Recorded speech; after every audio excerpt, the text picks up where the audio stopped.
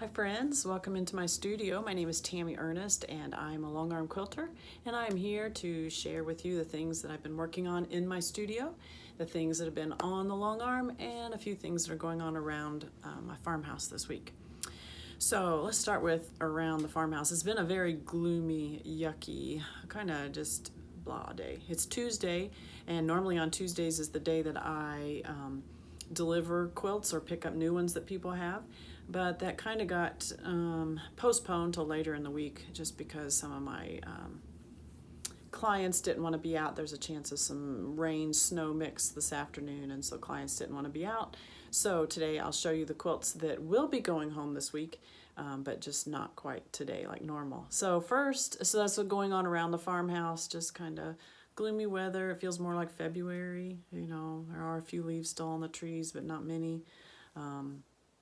But that's kind of, that's what you get here in Indiana. We had 70 degrees last Thursday, and by Saturday, was it Saturday morning, we had snow on the ground. So just, and that's all thawed. Had some snow flurries again this morning, but that's just part of living in Indiana. So let's talk about what I've been working on in my studio. So I've had several projects going on. First of all is I've been doing some test quilting for Michelle Kane of From Bolt to Beauty, and her pattern should be coming out next week, I believe. Right now that is on the long arm, going as I speak. I'll have to go check on that here in a few minutes. That is a really neat pattern. It's one, I've not done a pattern like this before, where instead of adding more blocks to make a bigger size, instead she has increased the size of the pieces that you put together to make the quilt bigger. So for instance, I believe on the baby size, some of your squares, you're cutting 2 inches, and then for the small throw, you're cutting 2.5. For the large throw, I think we cut 3, and then for a twin size, you're cutting 3.5, and there's some larger squares in there too. But that's how she's making the pattern larger, so you have the same pattern, just the size of it increases instead of the number of pieces. I chose some fig tree fabrics for that, which I really enjoyed working with, much more of a fall feel, so I'll be able to finish that and show that to you hopefully next week with it all finished, with the binding and the long arm part done as well. The other quilts that I've been working on, I've been working on a pumpkin patch quilt. Here's a picture of this one right here. And it's in this book called County Seat Quilts. I have all of my pumpkin blocks together. Let me show you those here. Yeah, not that extra piece. So I did all different colors of pumpkins. These are all the same size, as you can see on the quilt, just with a brown sashing. The same background fabric that's on these is the brown sashing that goes in between. So I really don't have that much more to finish. I just need to cut the sashing and the borders and put it all together. So I'll show you some of my blocks. Love the white pumpkin there. I tried to do, I think every pumpkin is different. Either the color, here's a gray with the brown. So I just tried to trade the different fabrics around. I wanted to show you that one. I like that one. The gray has the yeah, the little checkerboard print there. This one, the orange with the white as the middle. And so you can just see some of those. Maybe there's 2 that are similar, because that one looks similar to one that I showed a second ago. I was wrong. Look, there's 2 of the same. So maybe 2 of each kind. I'm not sure. So some fabrics I purchased new. The background fabric was one that was given to me a while back, and this middle one, that's a newer print. This one here is an older print. This is an older print. So I just put some things together that I had. Again, I like that dark color pumpkin. You can get so many different colors of pumpkins these days. We owned our own small U-pick pumpkin patch for about 18 years or so. We grew all different kinds of pumpkins. big, small. It was only a 2-acre plot, and we would have families from around the community come. But my kids all grew older, and there was nobody to hoe during the summertime, so we had to be done with that. At least quilting and long arming I can do. I don't need all that help. So that's one project I'm working on. This is a really cute book. If you haven't seen this one, I picked this one up recently. Some really nice. There's the pumpkin patch one. This one ends up being 45 by 53, so not a huge one. Yeah, that was Steven wanting to listen to his book on tape. Okay, I didn't want to interrupt me. Next one I've been working on, so I'm one of those, I learned from Lori Holt that you never just make one quilt at a time, that instead of running little pieces of fabric in between your chain piecing or your piecing projects, always have a bonus project going. So the second quilt that I've been working as a bonus quilt is Lisa Bonjean of Primitive Gatherings had this Oh Say Can You Sew quilt along going along, and I believe it's done. I think I've got the last one printed out. What she did is each month she would publish a new clue, and as long as you downloaded that during that month, it was free. I think now she's put them together where you can actually purchase the pattern. So each one, it was a mystery, you didn't know. So I am on step 5, and you can see step 5 is all of these little. And so that's what I've been working on. Again, this is something that I do as I'm, so here's all my little, so I got all of these together, and I'm like, this is great. I'm ready to go on to the next step. And then I realize I need 128 of them. I'm nowhere near 128. This is all, I'm doing all of this with just scraps. So, and what I would do is when I was working on a different project, then I would just run these through in between my other sewing that I was doing, and then in between my other ironing, I would press them open. So really cute. I mean, this is small. These are 1.5 inch finished. Those half square triangles are, and then the block itself measures 3.5. 128 of those. So I know from the finishing instructions that next I put them into squares like that, and then I thought I had, oh yeah, and then we're putting them into blocks like that. I have some of the others finished. Here are the red patches. This is what I'm going to pair with this. Really cute, red, white, and blue. And then I have the other fabrics, the star ones that go in between. I have those finished already.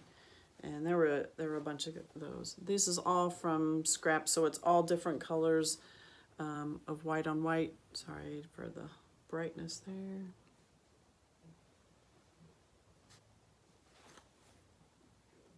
So some of them are white, actual white. Some of them, this one is a flower print. Some are more of cream, some are more white. Kind of bright on there, isn't it? So these are the star blocks that go in between, and then I will put these and these in together to make the alternating block.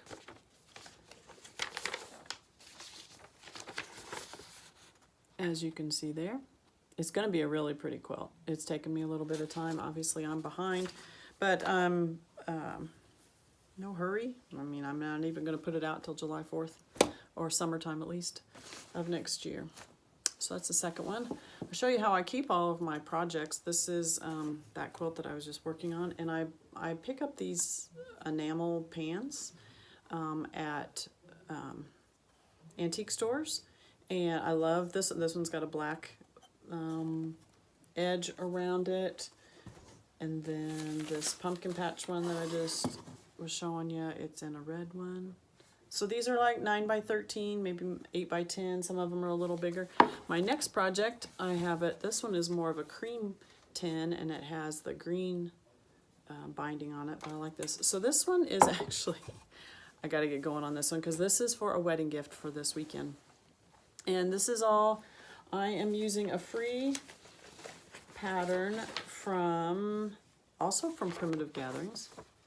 This is on their website. This is called Layers of Fun, and it uses a 10-inch layer cake or whatever 10-inch fabrics that you have. And I had a 10-inch layer cake in the colors of the wedding, and so that's what I'm using. Actually, the first step in this is to cut the 10-inch layer cake into 4 parts, and it had you cut them 4.5 by 4.5, and I thought, why? I don't want to waste that other 1/2 inch of the layer cake, so I just actually cut it into 4ths. We'll see if it works. So mine, you know, are cut 5 by 5. I had to adjust my sashing pieces for that as well.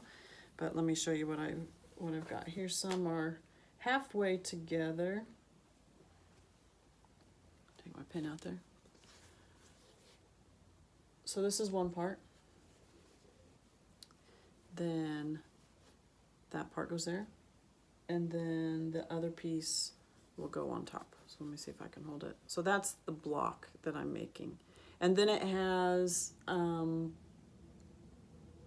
this size, and then the alternating blocks are this color print is what I chose to do. So this is like purples and blues, but that's the block. And then the alternating blocks, same size, but all that color. If that doesn't look well, I could always switch to just a neutral, you know, a cream color. So right now I have everything cut.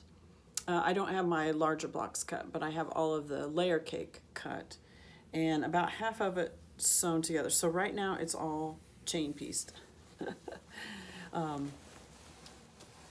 And I need to cut these apart because I just sat and chain pieced all of these together. So right now it's a just big, excuse me, a big jumble. But I'll cut these apart and then put it together. So both sides are there.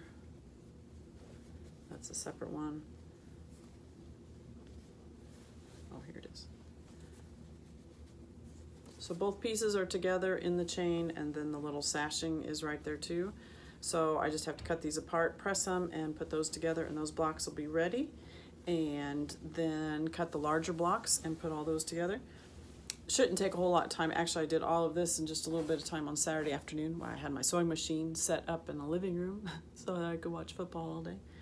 So those are the 3 projects that I've been working on this week in my sewing room. Besides a couple other, we have guild meeting tonight. And tonight we are doing a bazaar, like a Christmas bazaar. Everybody is supposed to bring 6, 8, 10 items that are smaller projects. Could be some sewing, could be crochet, could be baking. It doesn't really matter. What I chose to do is someone had given me a bookmark that was actually made from fabric, and it has a little a folded half corner on it so that you can slip it over the corner of your book, and those are real simple to make. I use the scraps from my bins. So I've put together about a dozen of those. I don't think I'll put a very high price on them, maybe just $1 or $2. I don't know. Made them in fun prints for probably more girlish, you know, like preteen type girls. So maybe some grandmas will pick them up for the kids. For Christmas gifts. So that's tonight. That's another project I've been working on besides stuff on the long arm. So let's move on to that. What have I been working on the long arm? Again, these quilts are all customer quilts. Yes, all of them are customer quilts today that I'll show to you, and they will be going home this week to their homes and be getting the binding put on them. I do offer binding services in my long arm shop. Most quilters, I would say, like to do their owns, but there are some that don't enjoy doing the binding process, and I don't mind that. So as long as they give me the backing, the fabric that they want to use on their binding, then I can work on that as well. So let's do the first one here. This is a quilt. Tammy made this quilt, and this is, I'm not sure if Tammy made it or she said her sister made it, but Tammy's the one who brought it to me to be quilted. And I'm going to stand up and see if I can hold this up for you.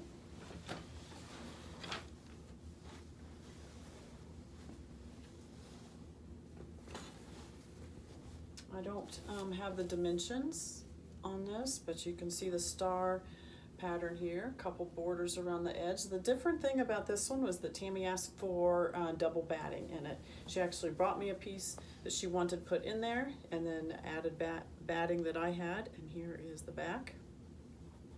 So let me see if I can get up here close so that you can see the quilting pattern. This is called Timeless Hearts. It's an all over, more of a meander print, what I would say. Nice size heart.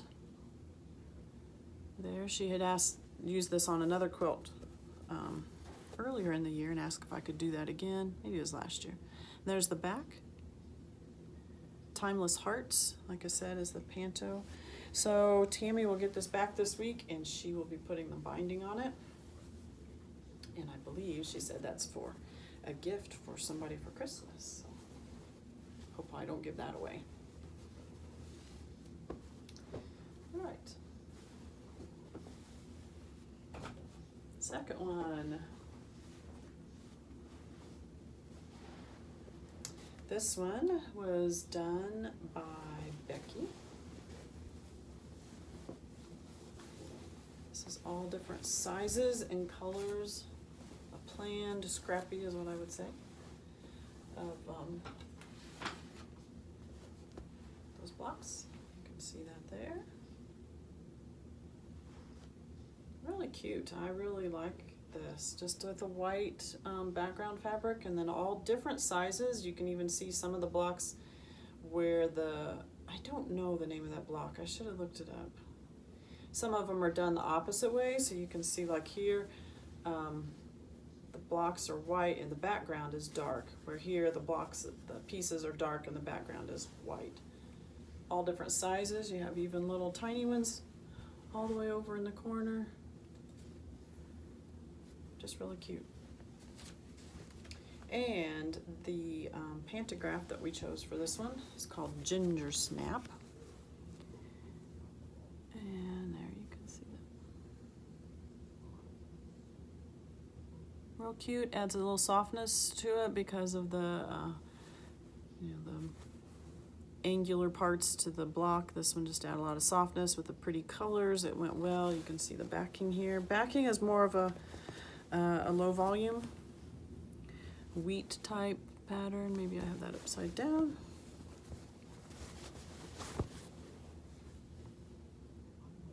Yeah, it's real pretty. So the Ginger Snap pantograph shows up really nice on that.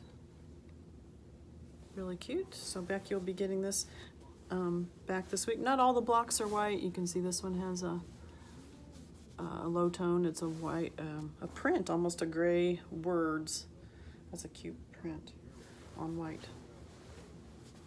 So Becky will be getting this back this week, later in the week, and she'll be finishing the binding on that. Real cute colors. Look at that bright pink and the blue. That's really cute. All right, then I had a second one by Becky. This one is rather large. Let's see if I can get it. Oh, I love this. I do love the colors of this. This is a big quilt. So there's no way I'm gonna get all of this in there. I don't remember the designer. She told me, but I don't remember. Look at that. This is one of those quilts that when I have it on the long arm, I'm only seeing, 16, 20 inches, 24 inches of it at a time in a cross, like this. And I don't always see the secondary pattern that's there. With this one, when you open it up wide,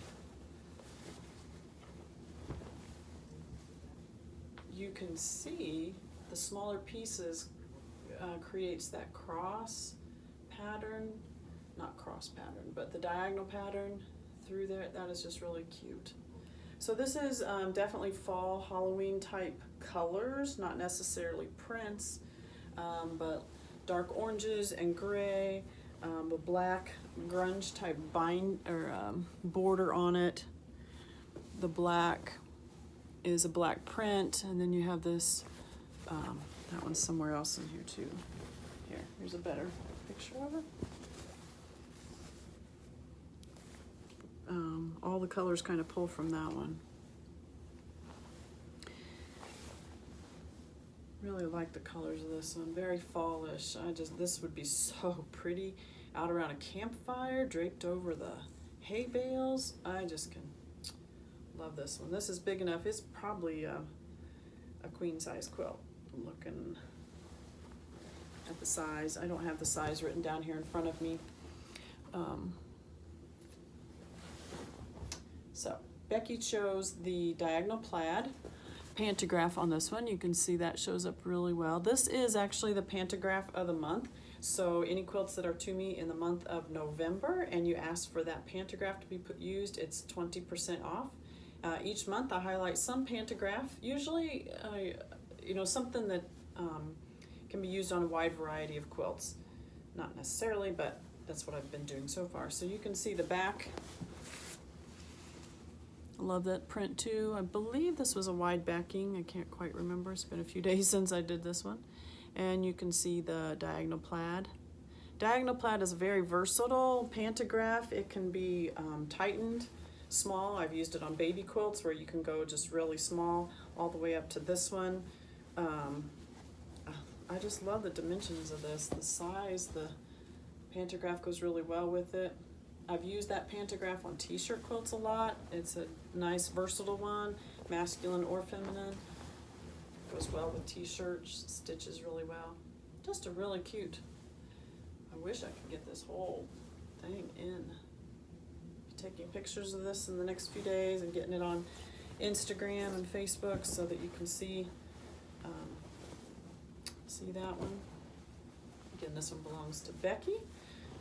Really nice job, Becky. You had a couple really cute quilts this time. All right, and let's put that one over here. This next one is a Christmas. This is a Christmas kitty quilt. So Loretta did this one. She said she did this one in memory of her pet cat who died this past year. So Christmas kitty playing with some Christmas balls. Close, you can see that. Rolling around with those, Christmas hats on. This is in pinks and greens. And then the print on the back. I love the stripe down the back. That's really cute. Christmas stripe. So on the top, we actually did a pink thread that matched the pink fabric. So you can see the pink in the green, on the green fabric there, and then the pink thread just gave it a festive look. This pantograph is called Jolly Holly. Jolly Holly.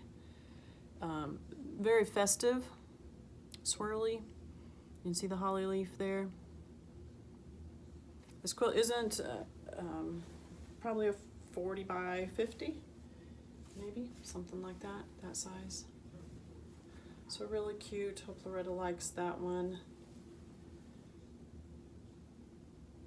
Loretta is a prolific quilt maker. Love to go to her house and see her vintage sewing machines and stacks and stacks of quilts. She loves to go to auctions too and buy vintage ones. All right, this next one is also a very large quilt, and you can see I have my binding clips or wonder clips all around the edge because I'm ready to do the binding for this one. This is Judys Quilt. This is a really cute blue quilt. Judy had asked for me to do the binding, so she prepared the binding fabric for me, had it all rolled up, ready to put on, and I'm finishing that up this week before it goes home this week. Let's see if we can get this out so you can see the pattern. All different blues and grays, very pretty. Love this. Very soothing. This would be very pretty on a bedroom, in a bedroom, on a bed, obviously. Very nice piecing work, all the different colors. Now let's get in close so you can see. I love this pantograph. This is called Merge. We did a very, what I would say is a very tight design. I love this pantograph. So you can, nice tight lines. It kind of complements in a different way the triangular patterns there. We did an up and down merge pattern. Really like this one. You can see the back. You can see that. I've used merge on a lot. It just adds a touch of modern type look, in my opinion. A good density to it. And don't be afraid. I hear people say all the time, I don't want such dense because I don't want my quilts to be stiff. They're not stiff. If you can see, I mean, they're not stiff, especially once you wash them. This one's not been washed, and it's not stiff. Maybe you don't, it is thin. Okay, I'll give people that.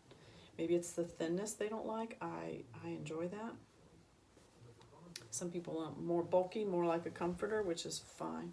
But don't be afraid to add a dense quilting because you think it's going to be stiff. It's a soft quilt. It's not going to lay stiff on your bed. So very pretty, Judy. Love that one. All right. So those are, what we say, 1, 2,